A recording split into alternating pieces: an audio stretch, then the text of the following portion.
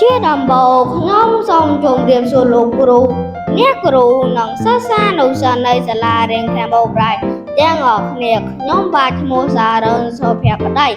រៀននៅសាលារៀនខាងបូរ៉ាយថ្នាក់ទី2ក៏ជាមួយអ្នកគ្រូតចិន្តាថ្ងៃនេះខ្ញុំពិតជាសប្បាយចិត្តខ្លាំងណាស់ដែលបានមកអានមេរៀនទី37ដែលមានចំណងជើងថា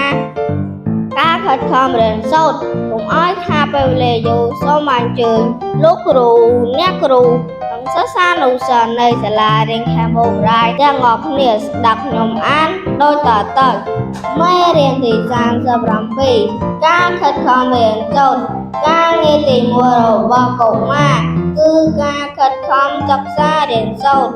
កុមារត្រូវឆ្លៀតពេលខិតខំរៀនសូត្រឲ្យបានខ្ជាប់ខ្ជួនការរៀនសូត្របានល្អគឺដោយសារការព្យាយាមបើការព្យាយាមនេះផ្ដល់លទ្ធផលល្អ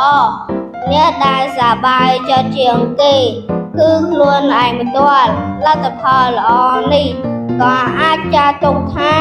ជាការតបស្នងសងគុណមាតាបិតានិងលោកគ្រូអ្នកគ្រូរបស់ខ្លួនផងដែរការខិតខំរៀនសូត្រនឹងធ្វើឲ្យកុមារមានអនាគតភ្លឺស្វាង